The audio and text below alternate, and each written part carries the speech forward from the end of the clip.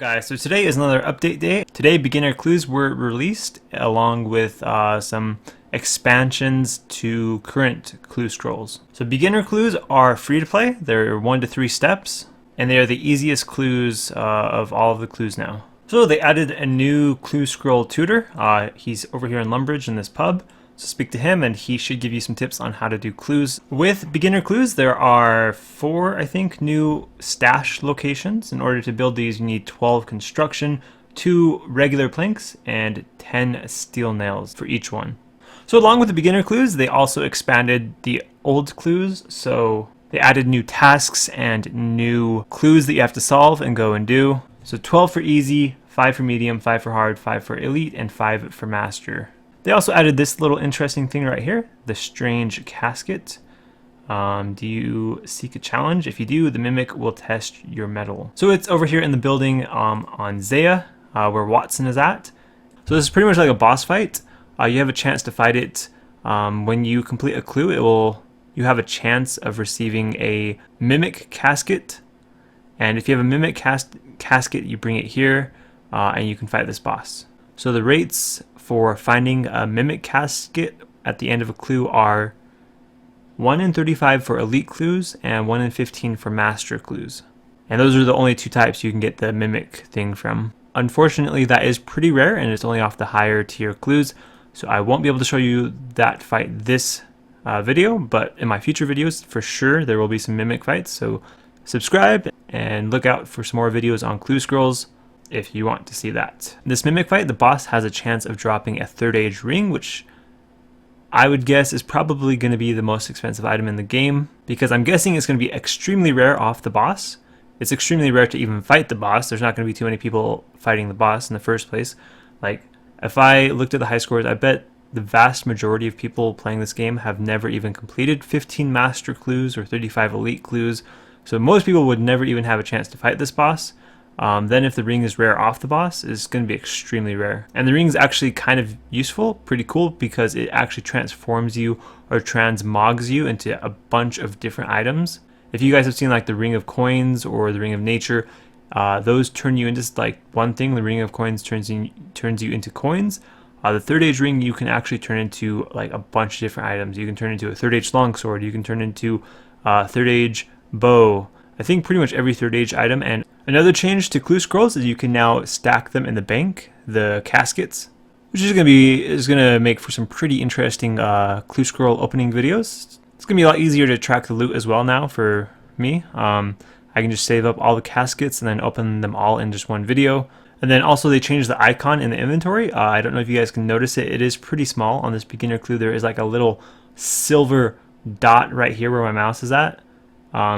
So there's going to be a little dot like that on the other clue scrolls. For each tier there's a different color though. Easy is green, medium is blue, hard is purple, elite is yellow, and master is red. Also, you can now turn in master scroll books for Watson teleports. It's a random number. So exchange the book for teleport scrolls.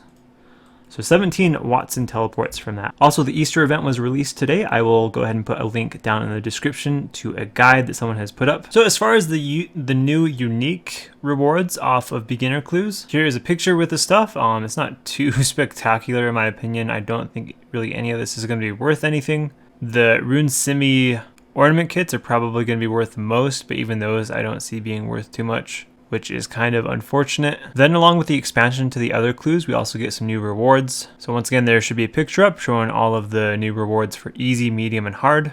So easy, there is a couple pretty cool cosmetic things, but not too much outside of that. Medium, there's actually some very useful stuff. The spiked manacles, I think, are a boot slot item. They have no defense requirement and they have +4 strength. So that is +2 more strength for 1 defense peers. For the hard clues, there's some new dehyde shields, some new cosmetic stuff, ornament kits, nothing too interesting except for the new 3rd age plate skirt. I am very interested to see how much that's worth, because it's not like one of the new master 3rd age items. This is equivalent to like a 3rd age plate body, but the difference is it's basically a new item, kind of like a fresh economy for this item. And how much this is worth kind of shows like how much a third age plate body would be worth if they were all reset and they just started anew right now with the current economy. So I'm really interested to see where that goes and how much it's going to be worth. For the elites, nothing too special here, a bunch of gilded stuff, and yeah, nothing too interesting in my opinion. You guys can look at the picture, read it. And then master rewards are really interesting because there's a new third age outfit, the new Druidic third age. I'm also really curious as to what this does to the drop rate of third age pickaxe and third age axe. Those might have just became a lot more rare. And I think the Druidic is going to be worth a lot because it's actually pretty good looking, unlike the third age pickaxe and axe. So there's going to be more demand for it, and third age pickaxe and axe have always been extremely rare and special. The problem with them, why they're not worth a ton, is because they're just not that cosmetic. So with the new Druidic being more cosmetic, I think it's going to be worth a lot, but we will see. And then finishing off the video, I'm going to go ahead and complete this beginner clue. We'll see how long it takes, how many steps I get, what it's like, and then I will also show the location and building all of the new stash units. So the first location is right here, Varrock Square, right next to the Gypsy. There is this bush you can build, it's beginner. So it requires a gold ring and a gold necklace. Second spot is right here, just right next to the first one, bush right there. So this requires a chef hat and a red cape. And the third and final location is right here, next to Bob's axe hut. And this requires a leather boot and bronze axe. So let's go ahead and complete this beginner clue. The first step is in bar. So the second step is talk to Charlie the Tramp in Varrock.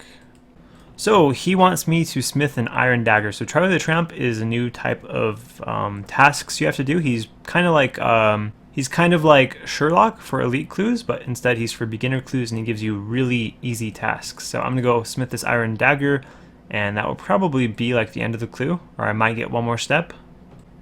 Okay, so I got a third step, and it is to fish Charlie a herring. So this should be the end of the clue. And we get 7 law runes. And for fun, I bought 100 of these Master Scroll books. Let's go ahead and see what 100 of these give me. No, are you serious? You can't do these noted? That is unfortunate. So there is 100 Master Scroll books traded in, 1,510 of these teleports. So that is 15.1 average per book. I'm planning on doing a bunch of the beginner clue scrolls, so if you guys want to see what kind of loot those give, make sure to subscribe and look out for future videos. That is it for this video. Thank you for watching. See you next time.